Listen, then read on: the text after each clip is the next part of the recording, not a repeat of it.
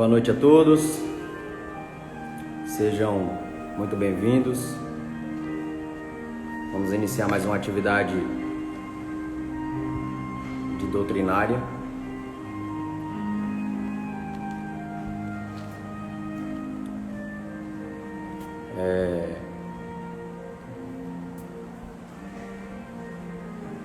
Espero que todos estejam me ouvindo. Alguém, por favor, dá um ok aí para o som, como tá?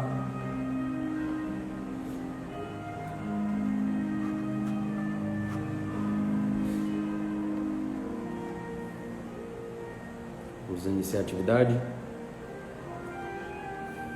Então, nesse momento,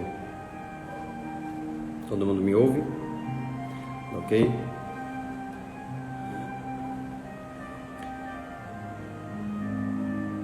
Ok. Obrigado, Josi Paiva. Então, mais uma vez, agradecidos por mais uma oportunidade de aqui estarmos juntos. Vamos elevar o nosso pensamento a Deus, esse Pai que é amor e bondade, a Jesus que é o nosso mestre, o nosso modelo e guia. Agradecidos por mais uma oportunidade de aqui estarmos juntos, envolvidos no propósito do servir, do aprender, do compreender os ensinamentos do Mestre amado. Obrigado, Pai, por essa oportunidade que o Senhor nos concedeu na noite de hoje, que estejamos com os nossos corações envolvidos pelo Teu amor e permissivos ao aprendizado. E é sob a Tua proteção e a assistência dos bondosos amigos de luz que agem em nome de Jesus, que damos por iniciado a atividade doutrinária na realidade material e espiritual na noite de hoje. Que haja paz em nossos corações. Muita paz a todos. Com essa prece a gente abre a atividade doutrinária. Lembrando que o Evangelho da noite está no seu capítulo 14, honra o teu pai e a tua mãe. Instrução dos Espíritos, item 9, a ingratidão dos filhos e os laços de família. E aqui me permitam fazer a leitura do Evangelho. A ingratidão é um dos frutos mais imediatos do egoísmo. Ela sempre revolta os corações honestos. Mas a ingratidão dos filhos com os seus pais tem um caráter ainda mais odioso. É especialmente sob esse ponto de vista que vamos encará-la, para analisar as suas causas e os seus efeitos. Nisto, como em outros pontos, o Espiritismo vem lançar luz sobre um dos problemas do coração humano. Quando o espírito deixa a terra, leva consigo paixões ou virtudes inerentes à sua natureza e vai ao espaço aperfeiçoando-se ou ficando estacionário, até que queira vir à luz. Alguns partem, pois, levando consigo fortes ódios e desejos insaciados de vingança. Mas a alguns desses, mais adiantados que outros, é permitido entrever algo da verdade. Reconhecem os efeitos funestos das suas paixões, e é então que tomam as boas resoluções. Compreendem que para chegar até Deus só há uma senha: a caridade. Ora, não há caridade sem esquecimento de ultrajes e de injúrias. Não há caridade sem perdão e com ódio no coração. Então, através de um esforço inaudito, olham aqueles que detestaram na terra, mas, com essa visão, a sua animosidade desperta. Revoltam-se ainda mais com a ideia de perdoar com que a quem se abdicar-se de si mesmo e, sobretudo, revoltam-se com a ideia de amar aqueles que talvez tenham destruído as suas fortunas, a sua honra e a sua família. Entretanto, o coração desses desafortunados está abalado. Eles hesitam, vacilam, agitados por sentimentos contrários. Se a boa resolução vence, pedem a Deus, imploram aos bons espíritos para darem-lhe a força no momento mais decisivo da sua provação. Finalmente, após alguns anos de meditação e de preces, o espírito aproveita-se de um corpo para se preparar na família de quem detestou e pede aos espíritos encarregados de transmitirem as ordens superiores para cumprir na terra os destinos desse corpo que acaba de se formar. Qual será, então, a sua conduta nessa família? Dependerá da maior ou menor resistência das suas boas resoluções. Um incessante contato com os seres que odiou é uma prova terrível, sob a qual ele às vezes sucumbe, se a sua vontade não é suficientemente forte. Assim, conforme seja levado pela boa ou pela má resolução, ele será amigo ou inimigo daqueles entre os quais foi chamado a viver. Por aí se explicam estes ódios, estas repulsas instintivas que se notam em certos filhos e que nenhum ato anterior parece justificar. Com efeito, nada nessa existência poderia ter provocado essa antipatia. Para dar conta disso, é preciso voltar o olhar para o passado. Ó espíritas, compreendei hoje o grande papel da humanidade. Compreendei que quando produz um corpo, a alma que nele encarna vem do espaço para progredir. Conheceis os vossos deveres e colocai todo o vosso amor em reaproximar essa alma de Deus. Esta é a missão que vos foi confiada e da qual recebereis a recompensa se a cumprirdes com fidelidade. Os vossos cuidados e a educação que lhe dareis ajudarão em seu aperfeiçoamento e em seu bem-estar futuro. Pensai que, para cada pai e cada mãe, Deus perguntará: que fizeste do filho confiado à vossa guarda? Se ele ficou para trás por vossa falta, o vosso castigo será vê-lo entre os espíritos sofredores, quando dependia de vós a felicidade dele. Então, atormentado pelo remorso, vós mesmos pedireis para reparar a vossa falta. Solicitareis uma nova encarnação para vós e eles, juntos, na qual o cercarás de cuidados mais esclarecidos. E ele, cheio de reconhecimento, cercar-vos-á com o seu amor. Portanto, não rejeiteis a criança de berço que repele a sua mãe, nem aquele que vos paga com ingratidão. Não é o acaso que o fez assim e que o deu a vós. Uma intuição imperfeita do passado revela-se, e daí julgais que um ou outro já odiou muito ou foi muito ofendido, e que em um outro veio para perdoar ou para espiar? Mães, abraçai, pois, o filho que vos causa pesar, e dizei-vos: um de nós dois foi culpado.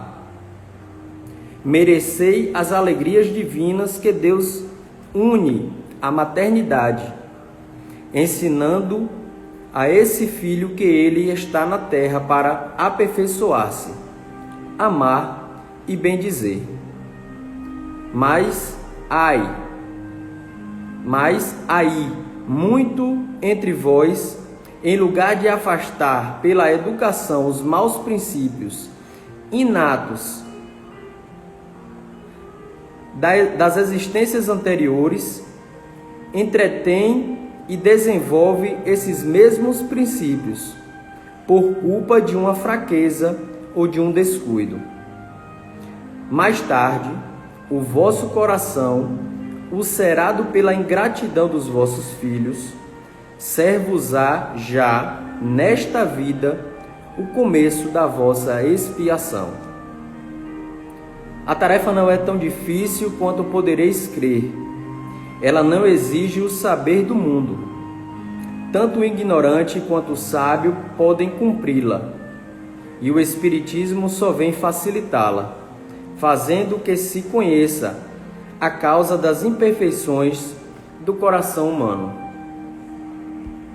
Desde o berço, a criança manifesta os instintos bons ou os maus que trazem de suas existências anteriores. É preciso aplicar-se em estudá-los. Todos os males têm o seu princípio no egoísmo e no orgulho. Espiai, portanto, até os menores sinais que revelam o germe desses vícios, e empenhai-vos em combatê-los, sem esperar que tenham formado raízes profundas.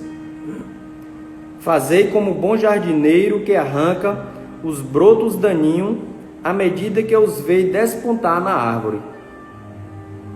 Se deixais desenvolver-se o egoísmo e o orgulho, não vos espantei de serdes, mais tarde, pagos com a ingratidão. Quando os pais fizeram de tudo o que podiam para o adiantamento moral de seus filhos, se não conseguiram bom resultado, não tem repreensão a se fazer, e a sua consciência pode ficar tranquila.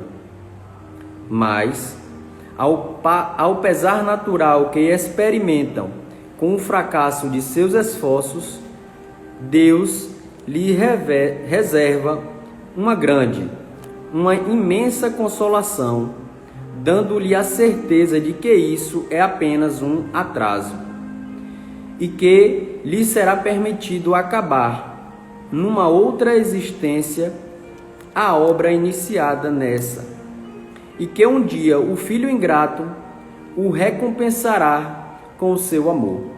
Podemos ver isso no capítulo 13, no item 19.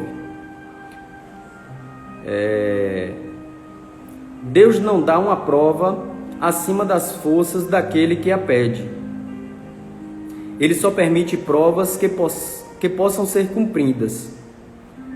Se não se conseguem cumpri-las, não é a oportunidade que falta, mas a vontade. Pois, quantos há que, em lugar de resistir às más influências, comprazem-se nelas, e estes estão reservados em existências posteriores, choros e gemidos. Mas admirai a bondade de Deus, que nunca fecha a porta ao arrependimento. Chega o dia em que o culpado se cansa de sofrer, em que o seu orgulho, enfim, é domado, e, então, Deus abre os seus braços paternais ao filho pródigo, que se atira aos seus pés. As duras provas, ouve-me bem, quase sempre são um indício de um final de sofrimento e de um aperfeiçoamento do espírito, quando essas provas são aceitas como uma preparação para se chegar a Deus. É importante, sobretudo, nesse momento supremo, não falhar por causa de lamentações, se não se quer perder o fruto das provas e ter de recomeçar. Em lugar de lamentar-vos, agradecei a Deus, que vos oferece a oportunidade de vencer, para vos dar o prêmio da vitória. E então, quando tiverdes saído do turbilhão do mundo terreno e entrardes no mundo dos espíritos, aí sereis aclamado como um soldado que sai vitorioso de um combate. De todas as provas, as mais penosas são as que afetam o coração.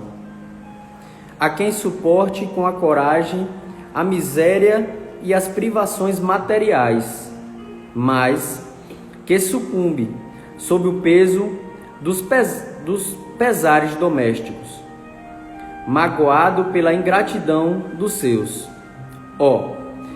É uma angústia pungente esta. Porém, nessas circunstâncias, o que melhor pode reanimar a coragem moral, senão o conhecimento das causas do mal e a certeza de que, se há longos dilaceramentos, não há desesperos eternos? Afinal, Deus não pode querer que a sua criatura sofra para sempre. Há algo mais consolador e encorajador que o pensamento de que depende apenas de si mesmo e de seus próprios esforços abreviar o sofrimento, destruindo em si as causas do mal? Por isso, é preciso não deter o olhar na terra e ver somente uma única existência. Ao contrário, é preciso elevar-se, planar na infinitude do passado e do futuro. Só então a grande justiça de Deus se revela aos vossos olhos. Esperai com paciência, porque então tereis dado a vós mesmos a explicação do que na terra vos pareciam monstruosidades. As feridas que aí recebestes não vos parecerão mais que arranhões. Nesse olhar lançado sobre o conjunto, os laços de família aparecem sob a sua verdadeira luz. Não são mais os laços frágeis da matéria que reúnem os seus membros, mas os laços duradouros do espírito, que se perpetuam e se consolidam, depurando-se em vez de romper-se com a reencarnação. A semelhança de gostos, a identidade de progresso moral e a afeição levam os espíritos a se reunirem, formando famílias. Esses mesmos espíritos, em suas migrações terrestres, procuram-se para se agruparem, como o fazem no espaço.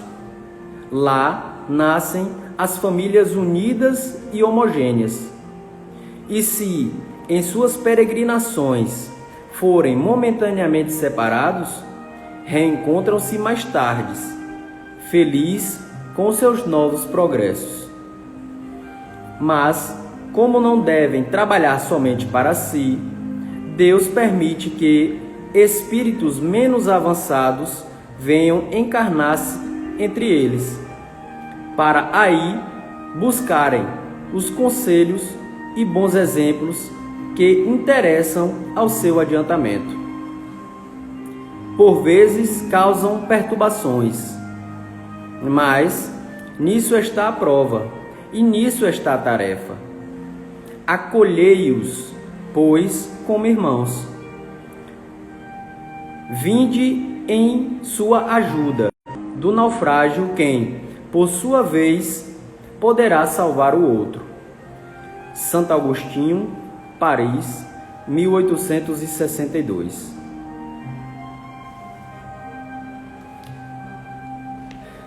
O Evangelho, apesar de ser extenso, é um Evangelho bem direto para todos nós, né? O Evangelho abrange duas temáticas, né? Nesse item, nessa instrução que os Espíritos, através do nosso irmão Santo Agostinho, ele traz para nós, né? Que é a ingratidão dos filhos e o laço, né, de família. E aqui me permitam fazer um comentário do primeiro trecho aqui. Baixa um pouquinho aqui. Ele diz aqui, né, que a ingratidão dos filhos com seus pais tem um caráter ainda mais odioso, né? E essa palavra é um pouco pesada para nós, né? Quando nós entendemos que o ódio é uma má conduta, é uma má paixão. Porque a gente espera algo dos nossos filhos, aqueles que Deus, na sua bondade, nos concebeu, né, a tutela. Então, essa palavra para mim teve um peso quando eu, né, fui estudar esse trecho do Evangelho. E eu imagino que Santo Agostinho deve ter tido seus motivos, né, para colocar tal palavra aqui. E a gente entende, né, que cada ser espiritual ele está em uma fase da sua evolução, da sua jornada evolutiva, seja ela moral, né, seja ela espiritual. Então, quando a gente pensa em filhos, quanto a pais, né, a gente se pergunta: o que esperar dos nossos? O que você espera dos seus filhos? E aí a segunda parte do Evangelho, o segundo trecho, né, nos fala que o Espírito, quando ele deixa a terra, ele carrega consigo, né, as suas paixões ou as suas virtudes. E aí a gente entende por paixão, que está lá no Evangelho, ou que está lá no Livro dos Espíritos, lá no capítulo 12, no capítulo 12, né, do Livro dos Espíritos, perfeição moral, onde ele fala no item 908, ele fala a respeito, né, dessas questões. Na sua pergunta, ele diz: como é que a gente define esse limite de paixões boas e más? E aí os irmãos espirituais falam, né, que tudo aquilo que é de peso para nós quanto a seres espirituais é uma paixão. Aquilo que eu não sei discernir, né? E o Livro dos Espíritos fala muito claramente que aquilo que, né, eu não sei compreender e pesar é uma má paixão. E aí a gente se envolve no ódio e no orgulho, no egoísmo, na ingratidão, que são más paixões. É diferente das virtudes, né? A virtude, é a qualidade moral. É um atributo, de certa forma, positivo que o indivíduo, ele tem. Então, o que a gente espera dessa nossa prole? O que a gente espera daqueles que Deus confiou através da sua bondade, para que juntos, né, quanto a seres espirituais, pudéssemos progredir? Os pais dão carinho, né, dão o acolhimento, o amor, e muitas vezes esperam essa retribuição logo de imediato. E muitas vezes o primeiro deslize que os seus filhos têm, eles os condenam. E a gente esquece que somos seres espirituais. E que aquele ser espiritual ali tem uma bagagem, né? É uma roupagem diferente, mas ele traz consigo uma bagagem. Ele carrega tudo aquilo que ele, em outra oportunidade, ele vivenciou. E não tem conjunto mais gostoso para que a gente possa ajustar a nossa relação espiritual quanto o conjunto chamado família. Porque se fosse o meu vizinho, né, que eu tivesse algum desentendimento, eu mudaria até o meu roteiro, eu entraria, né, por outra rua para não passar na porta dele, para que eu não pudesse, de alguma forma, me desagradar, né, me sentir mal durante o dia.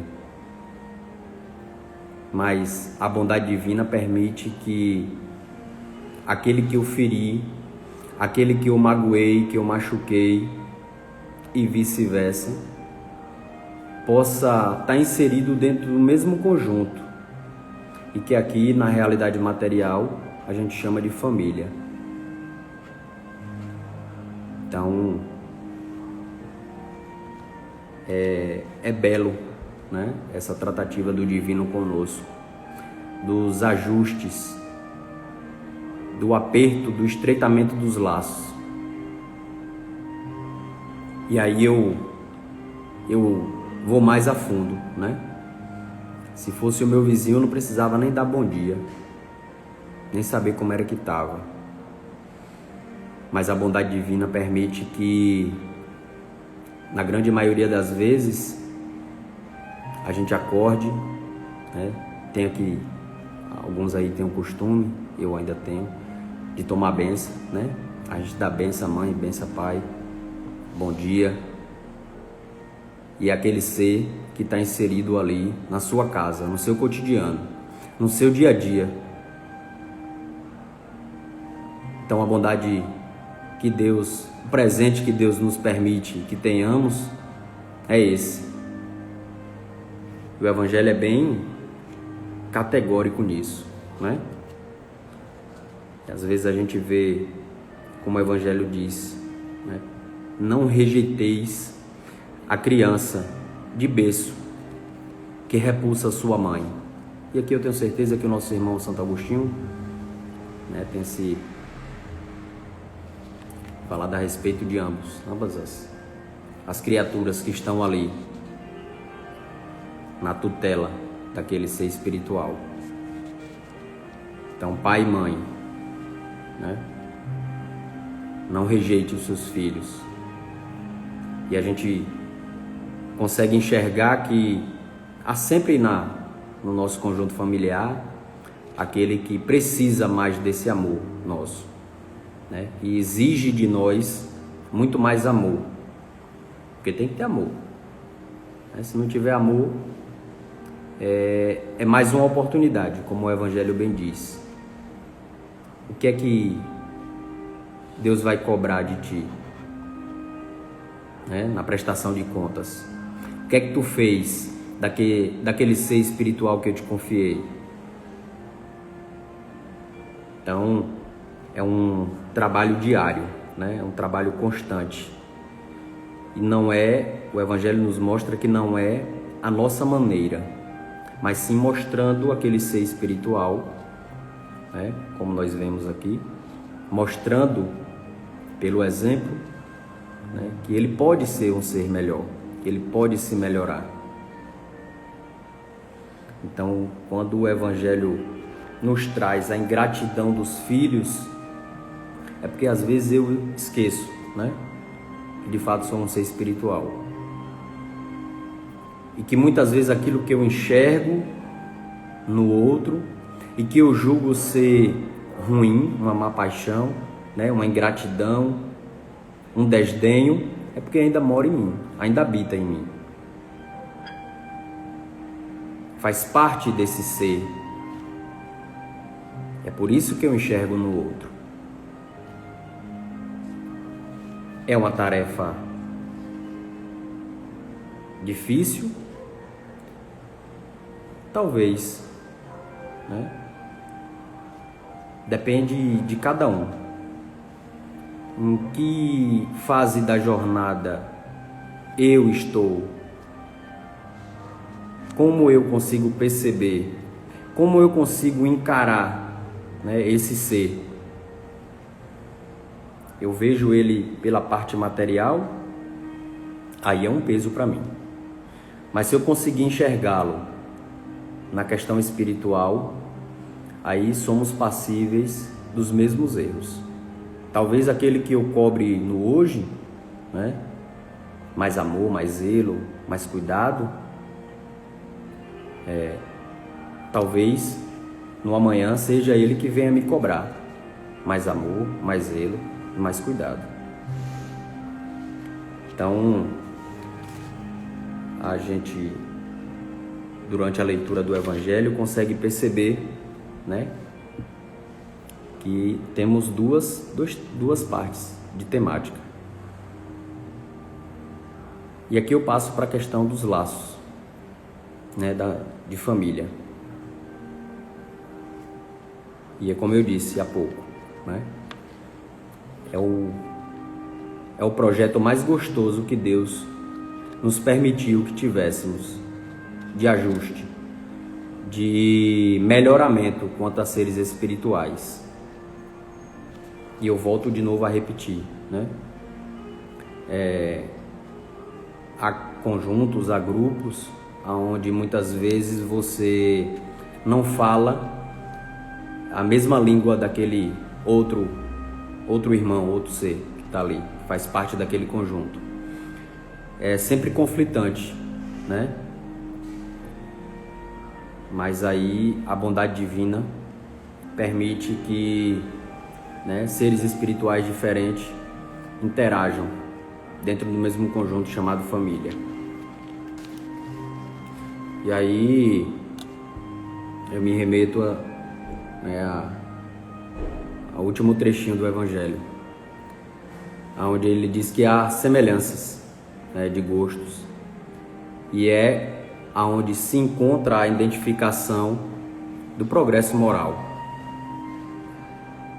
É quando a gente se reúne para poder, né, formar esses conjuntos, para que juntos nós venhamos a progredir aí ao divino. E eu me remeto a certa feita aqui, né, um irmão espiritual aqui dessa casa. Ele dizia, sempre nas oportunidades que tinha, ele falava conosco que tinha irmãos de milênios que eles estavam ali naquele trabalho constante para que pudéssemos juntos progredir.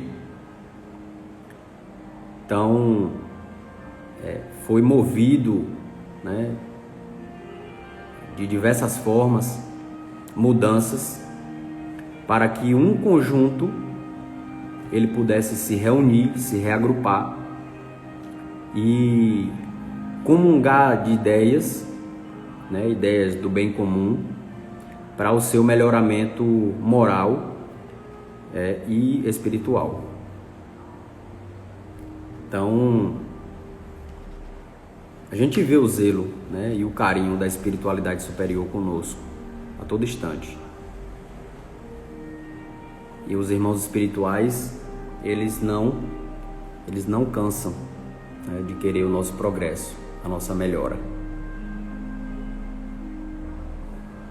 O Evangelho, em um trecho, ele diz que Deus não dá uma prova acima da força daquele que pede. Então, se tu, pai ou mãe, tem um filho que cobra de tu mais atenção do que os outros, é aquele que merece mais atenção do que os outros. Porque, como está aqui bem, né, explícito no Evangelho, ninguém sabe quem feriu a quem. E é essa a bondade divina, né, em permitir que a gente tenha esse véu do esquecimento. Porque se eu lembrasse, talvez, que aquele ser que está ali, inserido no meu conjunto familiar, foi quem tirou a minha fortuna, foi quem me matou, foi quem, né, enfim, acabou me tirando de um progresso, talvez eu olhe para ele com outros olhos. Mas a bondade divina permite isso, que a gente não lembre, né, daquilo que passou. E que fique conosco só algumas informações, quando necessárias, para o nosso adiantamento, para que juntos, né, venhamos a alcançar o nosso objetivo. Então, o Evangelho, ele é bem direto para todos nós. E a espiritualidade pediu para que, né, nós pudéssemos enfatizar ainda mais essa questão do eu, né, do eu ingrato. Será que aquele ódio, né, como está lá no começo, aquela ingratidão que eu crio o ódio daquele ser, será que não faz morada em mim? Porque é só reflexo. Eu só reverbero, na verdade, né? Se eu vejo ainda naquilo que o outro deixa de fazer, de certa forma, ingratidão, é porque dentro de mim mora a ingratidão. Quando eu não enxergar mais isso, é porque eu já dei um passo. Mas enquanto eu enxergar a ingratidão, é porque dentro de mim ainda habita a ingratidão. E aí, cabe a cada um de nós, né, ver ou rever as suas ingratidões. Há uma frase que diz assim, que somos responsáveis por tudo aquilo que cativamos. Então, até aquele outro que você chama de amigo, que muitas vezes você, né, cobra a presença daquele amigo, será que você está sendo presente na vida daquele que necessita? Será que você consegue estreitar esse laço que é familiar? Ou será que você está pagando com ingratidão? Então, quando eu consigo enxergar ainda os defeitos do outro, e o Evangelho fala, a gente consegue enxergar, né, um pequeno cisco no olho do outro, mas sequer consegue enxergar uma tora de pau que tem dentro do nosso, é justamente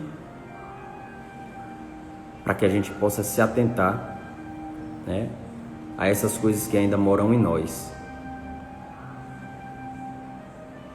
Então, a ingratidão, né, que tem aqui nos passado no Evangelho,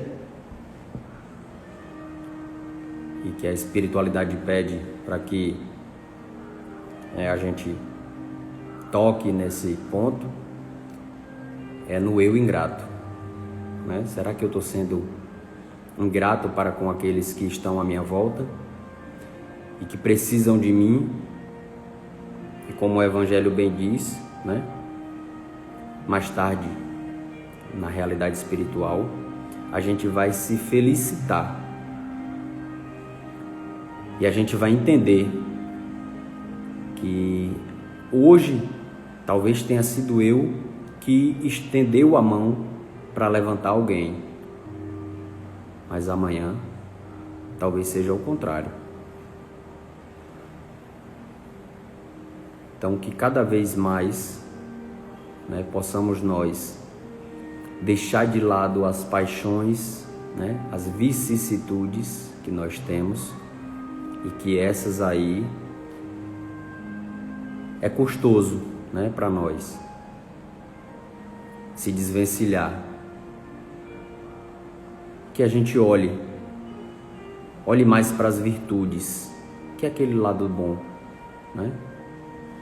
É aquela qualidade que eu, ser espiritual, tenho e que o outro tem também, e que eu posso enaltecer, não engrandecer, mas eu posso enaltecer no outro aquilo que ele tem.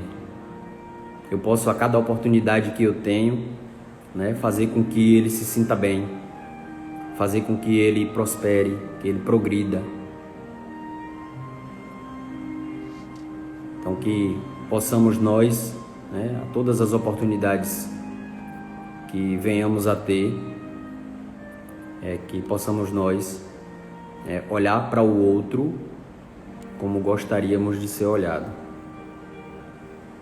Somos seres espirituais, passivos de falhas, de defeitos, né, de erros.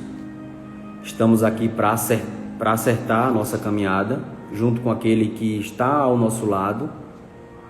Jesus disse: te reconcilia enquanto caminha, porque eu não sei quando será a minha próxima oportunidade, eu não sei quando terei mais uma vez essa oportunidade de estar, né, junto àquele ser espiritual.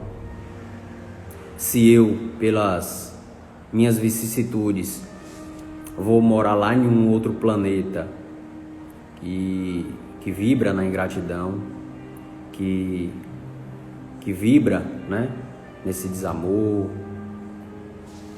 e aquele outro que eu julgo, né, muitas vezes, que é o ingrato, ele vai dar um passo, né, além, e não teremos mais essa belíssima oportunidade. Então, o quanto antes, né? E aqui eu endosso mais uma vez aquilo que o nosso irmão Santo Agostinho falou no final do Evangelho, né? Aproveitem, acolhei todos como irmãos, independente dos defeitos que venham a ter, independente daquilo que deixaram de fazer, independente, ajudem-os, porque mais tarde, né, na realidade espiritual, essa família, essa grande família, ficará feliz em estar junta, contando ali uns aos outros os seus progressos e formulando ali novas oportunidades de vivenciar, né, o aprimoramento moral e espiritual. Que talvez hoje eu seja o salvador daquele que estenda a mão, mas no amanhã talvez seja eu que precise dessa mão amiga. Então, que estejamos com os nossos corações permissivos a cada oportunidade. Que Jesus possa nos abençoar e nos iluminar hoje e sempre. Eu agradeço a todos, né, o carinho, a oportunidade de mais uma vez estarmos aqui juntos. Muitíssimo obrigado. Que Deus abençoe a todos.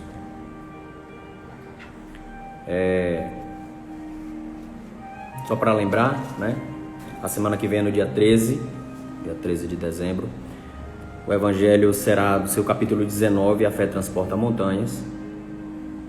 E o seu item é o 11, A Fé, a Mãe da Esperança e da Caridade.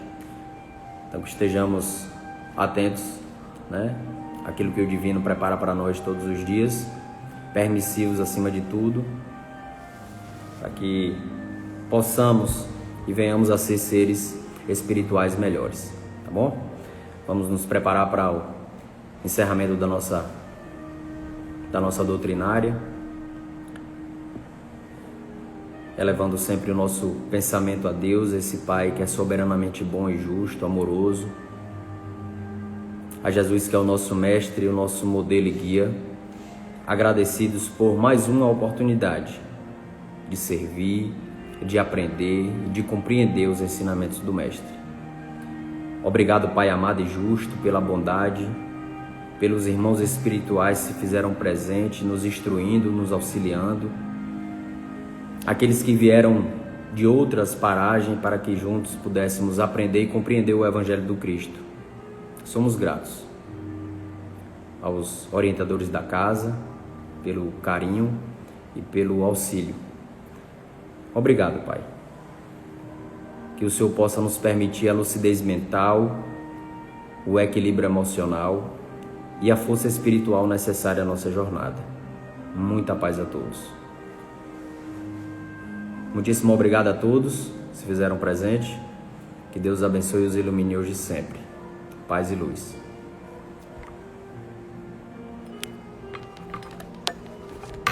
A paz.